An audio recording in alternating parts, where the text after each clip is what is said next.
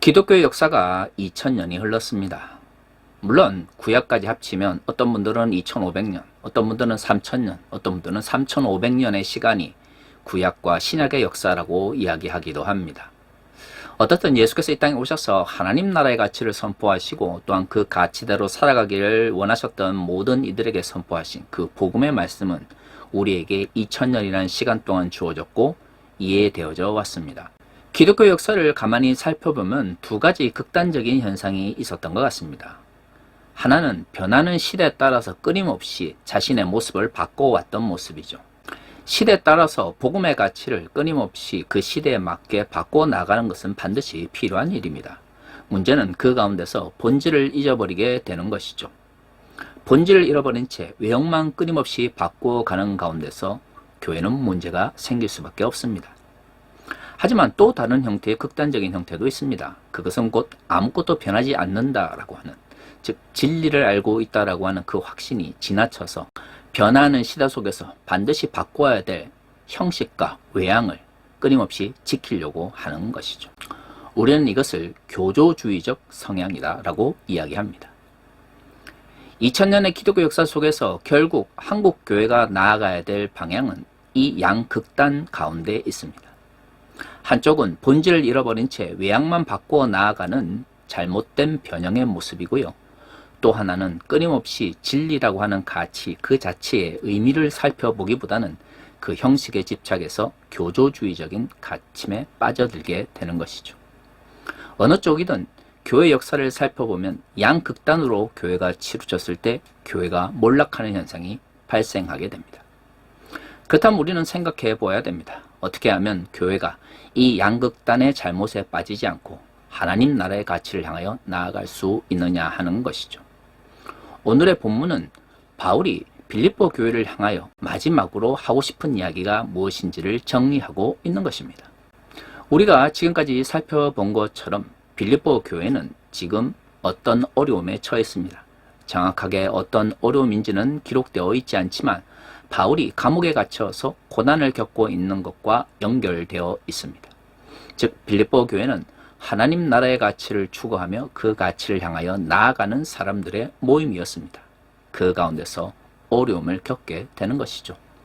그래서 바울은 끊임없이 복음의 가치가 무엇인지 그리고 그 복음의 가치를 지키기 위해서 고난 가운데서 빌립보 교회가 무엇을 해야 되는지에 대한 이야기를 반복해서 전하고 있습니다.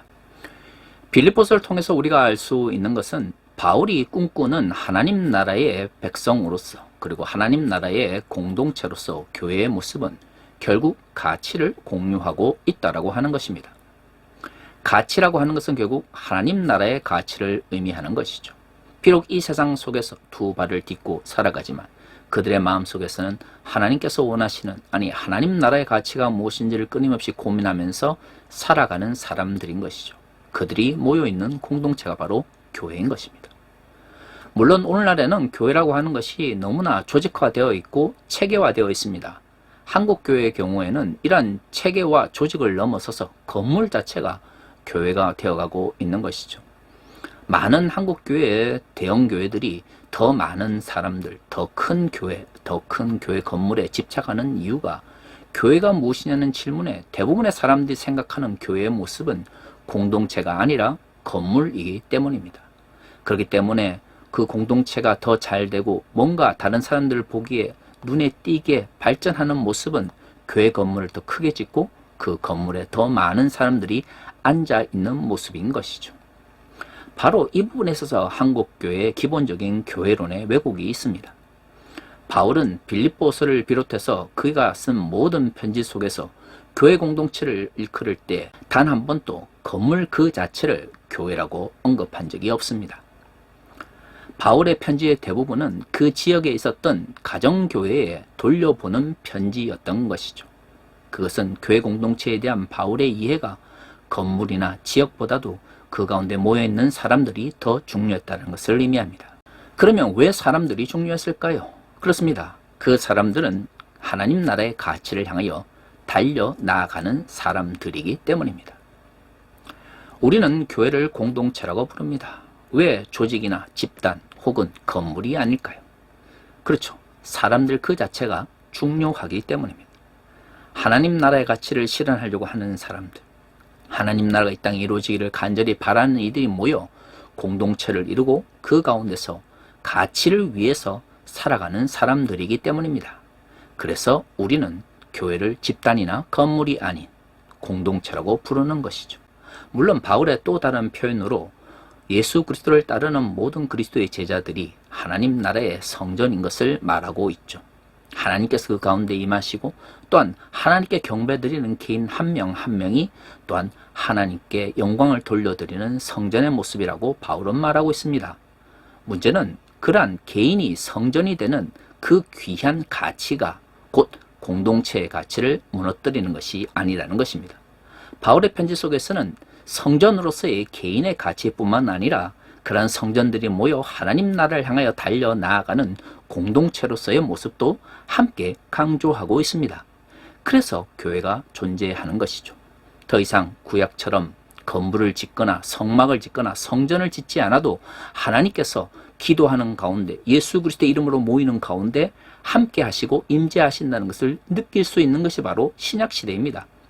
그렇다면 결국 개인의 문제가 아니냐라고 말할 수 있음에도 불구하고 초기 기독교 공동체는 끊임없이 모여 기도하며 말씀을 전하며 또한 예수께서 그들에게 무엇을 가르쳤는지에 대하여 고민하였습니다. 우리가 알 수 있는 것은 결국 초기 기독교 공동체부터 지금 2000년이 지난 현재에 이르기까지 교회란 결국 공동체여야 한다는 것이죠. 그렇다면 단순히 교회를 다니는 사람들이 건물에 모여 있는 것만으로 공동체가 될 수 있을까요? 그럴 수 없습니다.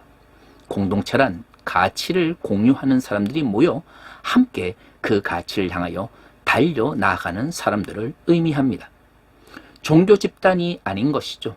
그 가치를 공유하는 사람들이 함께 그것을 실천하기 위하여 모여 있고 그래서 우리는 그것을 공동체라고 부르는 것입니다. 오늘의 본문은 그러한 교회의 공동체로서의 성격을 굉장히 잘 보여주고 있습니다. 3장 1절은 이렇게 이야기합니다. 끝으로 나의 형제들아 주 안에서 기뻐하라. 너에게 같은 말을 쓰는 것이 내게는 수고로움이었고 너에게는 안전하니라. 여기서 공동체에 모여있는 모든 이들에게 바울은 함께 이야기합니다. 개인이 살아가면서 기쁨과 슬픔을 만날 수도 있고요. 또한 개인이 더 어려운 일을 만날 수도 있습니다. 하지만 바울이 빌립보 사람들에게 함께 이야기하는 것은 그 공동체가 함께 기쁨을 나눌 수 있어야 한다는 것입니다. 왜일까요? 하나님 나라의 가치를 공유하고 있는 사람들이 모여 있기 때문입니다. 그들의 진정한 기쁨은 우리가 앞에서 살펴본 것처럼 하나님 나라가 이 땅에 실현되어지며 그 가치대로 살아가는 우리의 삶 가운데서 이루어지는 열매들을 통해서 기뻐할 수 있는 것입니다. 오늘 우리가 읽어보지는 않았지만 2장 마지막 절에 보면 바울이 빌립보 사람들이 걱정하는 일에 대해서 해결책을 제시합니다. 에바브로디도라고 하는 사람이 정확하게 빌립보 교회의 어떤 의미인지 우리는 정확하게 알 수가 없습니다. 한 가지 확실한 것은 에바브로디도가 바울과 함께 있을 때의 어려움, 즉 질병에 걸려서 고난받고 있었고요. 이 문제에 대해서 빌립보 교회 사람들이 큰 고민 가운데 있었다라는 것입니다. 나중에 2장 마지막 절에 보면 바울이 에바브로디도를 빌립보 교회를 보내면서 이 편지를 동본하게 됩니다. 그러면서 단순히 바울의 소식을 전하기 위해서뿐만 아니라 에바브로디도에 대한 빌립보 사람들의 고민을 들어주고 또한 그 빌립보 교회 사람들이 큰 기쁨 가운데 머물게 하기 위해서다라고 말하고 있습니다. 우리는 교회 공동체가 단순히 그저 종교적인 이유로 모여서 종교적인 의식만을 치르는 공간이 아니라는 것을 알 수가 있는 것이죠. 만약에 이들이 삶을 나누지 않았다면 어떻게 기쁨을 함께 누릴 수 있겠습니까? 그리고 빌립보서 1장과 2장에서 살펴본 것처럼 어떻게 가치를 공유하지 않는 이들이 고난 가운데서 함께 마음을 모아 그 고난을 이겨낼 수 있겠습니까? 초기 기독교 공동체는 종교적 공동체였지만 동시에 그것은 종교적 가치를 중요하게 생각하는 공간이었습니다. 단순히 예배드리고 건물 짓고 사람들이 마냥 모여 있는 것이 아니라는 것이죠. 바로 이 부분에 있어서 교회 공동체의 정체성이 드러나게 되는 것입니다. 사실 오늘날 한국 교회의 모습을 보고 있으면 교회 내에서 함께 기쁨을 나눈다는 것이 굉장히 낯설다는 것을 너무나 쉽게 알 수 있습니다. 보통 교회에서 좋아하는 많은 일들을 보면 하나님 나라의 가치가 실현되어지고 타인의 어려움이 해결되어지는 것이 아니라 개인의 자랑들이 넘쳐나는 것임을 알 수가 있게 되는 것이죠. 한국 교회가 공동체가 아니라 종교 집단으로 변질되는 이유도 바로 그것과 연결되어 있습니다. 우리의 삶이라고 하는 것은 끊임없이 고통과 슬픔이 교차하는 것이죠. 공동체가 필요한 것은 그 고통 가운데서 그 고난을 함께 이겨내고 기쁨을 함께 나눔으로써 우리 모두가 힘을 얻는 데 그 목적이 있습니다. 그렇기 때문에 하나님 나라를 향하여 함께 달려 나아갈 수 있는 것이죠. 물론 그 전제 조건은 함께 기뻐하고 함께 슬퍼할 수 있는 가치의 공유가 전제되어야 합니다. 하지만 오늘날 한국 교회에서 과연 어떤 성도가 기뻐한다고 해서 한 교회가 같이 기뻐하거나 모두 기뻐하는 현상은 참으로 찾아보기가 어렵습니다. 왜 그럴까요? 교회가 공동체가 아니라 종교 집단으로서, 아니 좀 더 변질된 모습으로서 종교를 기반으로 하는 기업이나 재벌처럼 변해가기 때문입니다. 자, 20세기 자본주의가 극도로 발전하고 또한 21세기 새로운 형태의 자본주의가 우리에게 다가왔을 때 우리 모두는 알고 있습니다. 자본시장 속에서 어느 누가 자랑을 하고 어느 누가 기뻐할까요? 그렇죠. 자본이, 사회적인 성공이 보장되었을 때 우리는 기뻐하고 그것에 대하여 열광합니다. 오늘날 한국교회에서 과연 우리가 자본의 문제나 사회적 성공의 문제를 제외하고 함께 기뻐할 수 있는 일이 몇이나 되겠습니까? 한국교회 많은 이들이 기쁨을 이야기할 때 더 이상 하나님 나라의 가치가 이 땅에 실현되어지고 하나님 나라가 이 땅 위에서 이루어지는 것을 가지고 기뻐하지 않습니다. 어떤 집 자녀가, 어느 집 남편이, 어떤 집 부인이 뭔가 잘 되고 뭔가 얻고 뭔가 성공하는 것을 통해서 우리는 기뻐하는 것이죠. 바로 그것이 교회가 더 이상 공동체가 아니라 종교 집단으로서, 아니 종교를 기반으로 하는 기업이나 재벌처럼 변질되어 가고 있다는 것을 의미합니다. 교회에 사람들이 모여 있는데 함께 기쁨을 나누지도 못하고요, 함께 슬픔을 나누지도 못하면서 어떻게 우리가 하나님 나라의 가치를 향하여 함께 달려 나아간다고 말할 수가 있겠습니까? 바로 한국 교회가 교회론에 있어서의 왜곡이 일어나고 있는 것이 바로 교회가 더 이상 공동체가 아니라 이처럼 기업이나 재벌처럼 변질되어 가고 있기 때문입니다. 하지만 오늘 우리가 읽은 본문의 말씀, 그리고 전후 문맥 속에서 알 수 있는 것처럼 빌립보 교회는 고난 가운데서도 서로를 고민하는 마음으로 그 고난의 마음과 그 무거운 마음을 덜어주기 위하여 바울뿐만 아니라 빌립보 사람들도 서로 노력했습니다. 왜일까요? 서로에 대한 인격적인 고리와 서로에 대한 동등한 가치를 인정하며 또한 함께 하나님 나라의 가치를 공유하고 있다는 확신이 있었기 때문입니다. 그러면 초기 기독교 공동체, 특히 빌립보 공동체는 단순히 좋은 일만을 나누고 슬픈 일에 대해서, 그리고 피해야 될 일에 대해서는 침묵했을까요? 그렇지 않습니다. 2절과 3절은 이렇게 이야기합니다. 개들을 삼가하고 회각하는 자들을 삼가고 몸을 상해하는 일을 삼가하라. 하나님의 성령으로 봉사하며 그리스도 예수로 자랑하고 육체를 신뢰하지 아니하는 우리가 곧 할례파라. 에바브로디도의 건강이 회복되어진 것을 보며 함께 기뻐했던 빌립보 사람들, 이를 향하여 바울은 함께 기뻐하며 하나님 나라의 가치를 함께 꿈꿀 것을 이야기합니다. 그와 함께 그 기쁨을 나누는 상황 속에서 동시에 바울은 잘못된 행위를 조심하라고 이야기하고 있습니다. 사실 개들이라고 표현되어 있는 이러한 표현들은 다른 바울의 표현들 속에서는 전통적인 유대인의 전통이나 아니면 당시 잘못되어진 소아시아 지역의 왜곡된 문화를 이끄는 경우가 많습니다. 정확하게 이것이 어떤 것인지는 알 수 없지만 한 가지 확실한 것은 고난받고 또한 그 가운데서 기쁨을 주기를 원했던 바울이 에바브로디도를 통해서 이 편지를 보내면서 그 빌립보 공동체가 올바른 삶을 살아가기를 바랬던 것이죠. 기쁨을 함께 나누고 슬픔 가운데서도 믿음으로 이겨내며 그럼에도 불구하고 올바른 가치를 향하여 달려나가기를 바랬던 것입니다.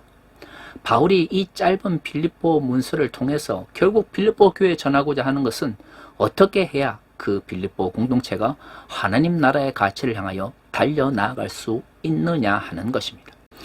과연 오늘날 한국교회가 이러한 빌립보 교회 바울의 요청처럼 정말로 기쁨을 함께 나누고 또한 하나님 나라의 가치가 이 땅에 실현되는 모습을 보면서 함께 기뻐하고 있습니까? 개들로 표현되어지는 잘못된 행위들, 악한 행위들을 멀리하면서 하나님 나라의 가치를 향하여 함께 마음을 모으고 있나요? 어느 순간부터 한국교회에서는 더 이상 악이 무엇인지 선이 무엇인지에 대해서 이야기하는 것 자체가 거북해졌습니다. 오로지 교회는 성장하고 더 많은 사람들을 모으는 것, 더 큰 건물을 짓는 것, 그것이 중요해졌죠. 목사들에게 있어서도 중요한 목회적 성공은 결국 교회 건물을 가지고 있느냐, 아니면 그 건물에 사람들이 채워져 있느냐였습니다. 코로나 팬데믹 기간 동안 한국교회가 반사회적 행동을 반복했던 이유가 무엇입니까? 모이지 못했기 때문입니다. 도대체 모인다고 하는 것이 무슨 의미가 있을까요? 모인다고 하는 것은 결국 무엇을 위해서 모이느냐가 중요한 것이지, 모임 그 자체가 중요한 곳은 그 어느 곳에도 없습니다. 하지만 한국교회는 모임 자체가 중요했습니다. 모이지 못하게 하는 그 자체가 바로 하나님의 뜻이 아니다라고 이야기를 하며 정부와 반대의 각을 세웠던 것이죠. 그리고 그 가운데서 팬데믹을 더욱 확산시켰습니다. 한국교회는 과연 무엇을 위해서 그토록 처절하게 모임을 이야기했을까요? 가만히 생각해보면 그 가운데서 하나님 나라의 가치가 이루어질 거라고 말하는 이들은 없었습니다. 그들에게 중요한 것은 교회가 성장하지 못한다는 것이죠. 모이지 않으면 교인들이 교회를 떠나간다는 것입니다. 처음부터 끝까지 모든 것이 하나님 나라의 가치가 실현되어지는가, 그 가치를 향하여 우리 모두가 공동체로서 달려나가고 있느냐가 아니었습니다. 중요한 것은 많이 모이고 더 큰 건물 속에서 사람들이 모여 더 큰 건물을 지을 수 있고 성장할 수 있느냐에 집착되어 있었던 것이죠. 하지만 우리는 그것을 과연 교회라고 말할 수 있을까요? 과연 우리는 그것을 공동체라고 말할 수 있을까요? 결코 그렇지 않습니다. 교회가 진정 공동체가 되려면 가치를, 하나님 나라의 가치를 공유하며 그 가치를 향하여 달려 나아갈 수 있어야 합니다. 3절에서 하나님의 성령 안에서 봉사할 것을 이야기하고 있는 것도 결국에는 하나님 나라의 가치가 이 땅 위에 실현되기 위한 것입니다. 그 전제 조건은 악한 것을 버리고 선한 싸움을 싸워야 한다는 것이 전제되어 있는 것이죠. 하지만 빌립보서 3장 3절의 말씀은 한국교회에서 굉장히 왜곡되어 이해되어져 왔습니다. 교회 건물을 지키고 또한 조직을 유지하기 위해서 필요한 사람들의 노동을 종교적 열정을 통해서 해결하려고 했던데 이 본문이 잘못 사용되어진 것이죠. 오늘 본문에서 말하고 있는 이 봉사라고 하는 것, 섬김이라고 하는 것은 결코 교회 건물을 청소하고 건물을 지키기 위해서 돈을 쓰지 않고 사람들을 사용하는 것을 의미하지 않습니다. 여기서 말하고 있는 서로를 섬긴다고 하는 것은 고난 가운데 있는 공동체가 서로를 돌아보면서 서로의 고난을 함께 해결해 나가는 모습을 말하고 있는 것이죠. 이러한 모습들은 다 뺀 상태에서 빌립보서 3장 3절의 말씀은 언제나 성도들에게 봉사하고 헌신할 것을 강조하고 강요하는 본문의 말씀으로 이해되어지거나 설교되어졌습니다. 이런 식으로 하나님의 말씀에 왜곡되어지는 현실 속에서 어떻게 하나님 나라의 가치가 실현될 수가 있겠습니까? 오로지 교회 건물을 더 크게 짓고 그 건물을 유지하기 위해서 성도들을 모으고 또한 그게 필요한 봉사를 이끌기 위하여 하나님 말씀을 자의적으로 해석하는 우리의 현실 속에서 그것이 종교 집단이 아니라 과연 공동체가 될 수 있을까요? 그렇지 않습니다. 하나님 나라의 가치를 향하여 달려나간 일이 모여 그 가치를 향하여 우리의 마음을 모아 달려나아갈 때 비로소 교회는 공동체가 될 수가 있는 것이죠. 바울 시대에도 이런저런 율법을 덜먹이면서 성도들에게 충성을 요구하거나 봉사를 요구하는 모습들이 있었습니다. 그렇기 때문에 바울이 오늘 본문에서 하나님 나라의 가치를 향하여 달려나아가는 빌립보 성도들이야말로 진정한 할례파다라고 말하고 있는 것이죠. 참 재밌지 않습니까?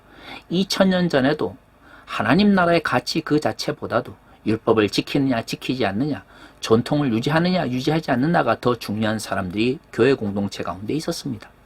2000년이 지난 지금 과연 오늘날 한국 교회에서 정말로 영향력 있는 목회자들과 그리스도인들이 꿈꾸는 교회의 모습은 어떤 모습입니까? 공동체로서 하나님 나라의 가치를 향하여 달려나가고 있는 모습인가요? 더 많은 사람들을 붙들어 들고 더 많은 사람들을 모으기 위하여 끊임없이 건물에 집착하는 우리의 현실의 모습인가요? 물론 저는 오늘날 한국교회의 현실을 무조건적으로 부정하고 싶지는 않습니다. 일단 국가교회도 아니고 그렇다고 해서 교회가 외부로부터 지원을 받는 것도 아닌 우리의 현실 속에서 교회가 유지되기 위해서 필요한 재정적인 지원 혹은 재정적인 자립을 위해서 사람들이 필요한 것은 사실입니다. 하지만 우리는 왜 사람들을 모으고 재정적인 자립을 하려고 할까요? 목사님들이 좀 더 부유함을 누리고 교회가 좀 더 부자가 되기 위해서 우리는 사람들을 모으고 건물을 짓는 것일까요? 아니면 정말로 그 교회 공동체를 통하여 하나님 나라의 가치가 이 땅에 실현되기를 바라서일까요? 도구는 목적과 함께 나아가야 합니다. 하나님 나라를 향하여 달려나아간다고 하는 그 목적이 분명하다면 그 목적을 이루기 위한 도구 역시도 정당해야 하는 것이죠. 도구는 그리고 방법은 오로지 자본주의적으로 기업처럼 재벌처럼 함부로 아무런 방법이나 막 사용하면서 그것을 통하여 하나님 나라의 가치를 이루어간다라고 말하는 것은 결코 공동체로서 교회가 해서는 안 되는 말입니다. 사랑하는 성도 여러분, 오늘날 한국교회 모습을 다시 한번 돌아봅시다. 우리는 종교 집단이 아니라 공동체로서 하나님 나라의 가치를 향하여 달려나가는 사람들이 모여있는 공동체로서의 교회의 모습을 꿈꾸며 또한 이야기하고 있습니까? 목회론을 이야기하거나 아니면 새로운 목회관에 대해서 세미나 하는 곳에 가보면 언제나 교회를 성장시키고 어떻게 하면 사람들을 끌어모으고 어떻게 하면 사람들을 설득할 건지에 대해 집중되어 있지, 도대체 우리가 꿈꾸는 하나님 나라가 무엇인지, 우리가 달려나가야 될 교회 공동체의 모습이 무엇인지에 대해서 이야기하는 사람들은 더 이상 찾아볼 수가 없습니다. 그것이 어떻게 그리스도인들이 모여 하나님 나라의 가치를 꿈꾸는 공간이라 말할 수 있을까요? 그저 종교란 이름으로 더 부를, 더 성공을 누리고자 하는 욕망을 가진 이들의 모임일 뿐인 것이죠. 우리 모두가 교회를 공동체로서 생각할 수 있기를 원합니다. 그리고 그 공동체가 함께 닮아나가야 될 하나님 나라의 가치가 무엇인지에 대해서도 다시 한번 생각할 수 있는 한 주가 되었으면 좋겠습니다. 다 같이 기도하겠습니다.